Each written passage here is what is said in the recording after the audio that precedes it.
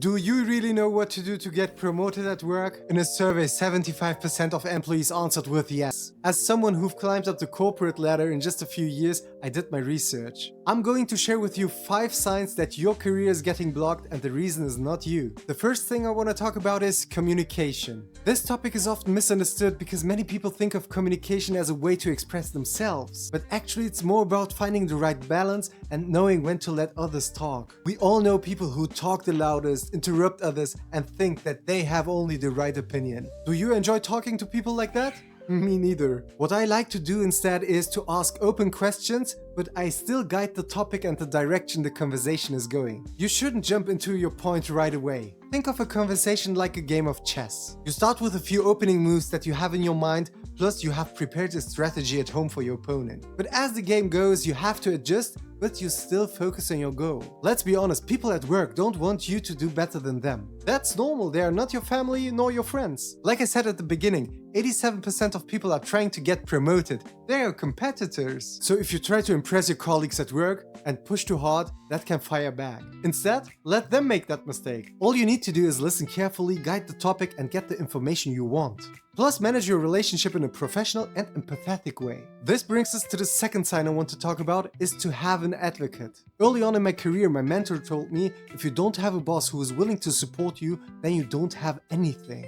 It sounds so sad, but it's true. I have a really close colleague, he goes by the name Frank. Frank wins one client after another, he's a really good sales manager. But sadly, his manager didn't help him to get promoted. Instead, she took the credit for his work. Let's just imagine for a few seconds the reporting line at a corporate.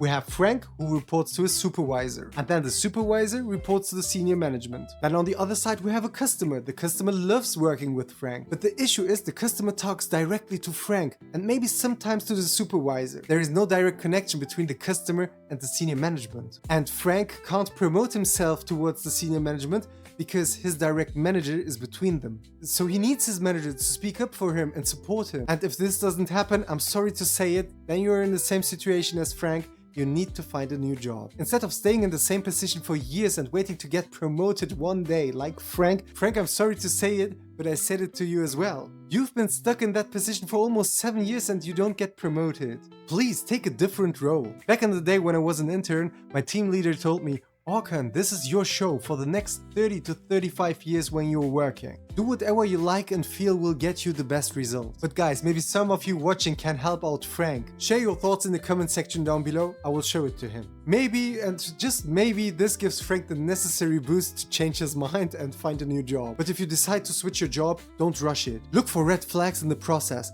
Don't jump on the first opportunity at hand. And now let's talk about the reason why Frank's manager is keeping him invisible. Why would she do that? From my point of view, I don't think that she's necessarily a bad person, but she acts on her own interest because Frank does an amazing job. And naturally, she doesn't want to lose her strongest team member. Which brings me to the third sign which shows that you are stuck at your job. Don't be irreplaceable. If you do such a great job, it's normal that your managers don't want you to leave. I know most of our parents told us the opposite, right? Because back in the day, having a safe job was luxury, because you could literally take care of your whole family with one job. But the way we work today is totally different. But back then it was even harder to find a job, let alone start a business or grow a career. If you weren't lucky enough to be born into a wealthy family, it was very hard to secure a survival. So being irreplaceable was the only thing to strive for. But this idea has changed in 2 major steps. Let me explain. The first step was called the democratization of knowledge, and it started in the midst of the 20th century. That means more and more people got access to knowledge and education, not just the rich and powerful anymore. People could now read, learn new things, and come up with new ideas. This helped them to grow faster and actually do better than people who were above them. Now that people were more informed, one more thing was needed: the tools to do something with that knowledge. That's when the second big step happened, the democratization of things. This is something we've seen over the last 20 years. Technology became much easier to use and much cheaper. We don't always notice it, but today everyone carries a supercomputer just in our pocket. It's our smartphone. Or think about content creation. 10 years back you had to buy expensive software. Now you can literally use free tools like CapCut or Canva. So what I'm trying to say with this is,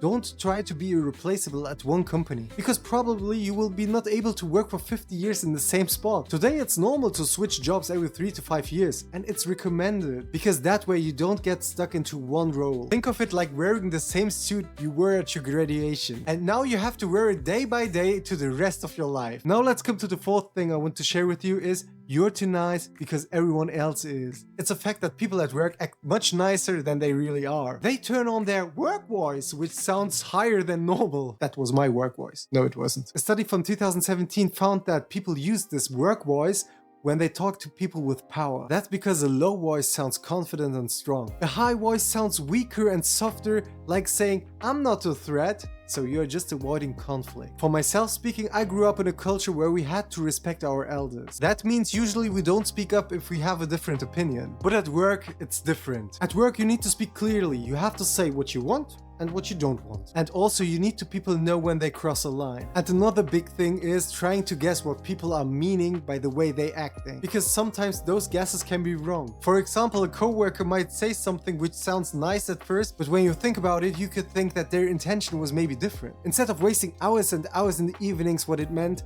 just ask directly and be open with it. So whether you start working at a new job or you're still working in the same company, just look around and try to observe. Check the group dynamics. Do people really enjoy this overly nice behavior? Or are they just doing it because everyone else does it? In a culture like that, you could stand out by being precise. Be clear about what you want, be clear about what you say. That's the only way you can cut through all the fluff and soft talk that's so common in many companies. And when you do that, you'll save yourself from spending hours and hours of overthinking. The last sign why you may not be able to grow your career is simple. You're just in the wrong company at the wrong time. Like I said in the beginning of this video, the idea of supply and demand applies here too. Let's imagine a company has 5 open positions for managers, but 500 people inside the company apply for these 5 jobs. And the company still decides to hire 5 people from outside. It's obvious that this move will cause problems, right? There will be conflict, confusion, stress. You might be fully qualified, you might be even the best option.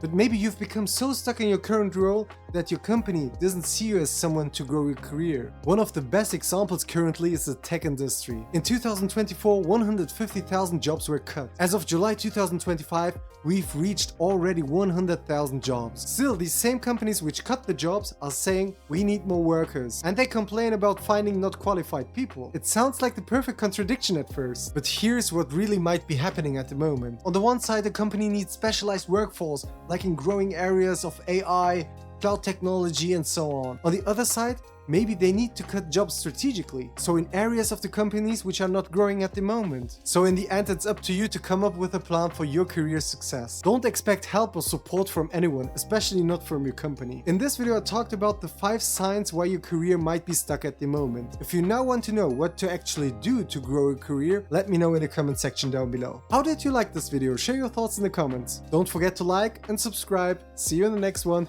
Bye.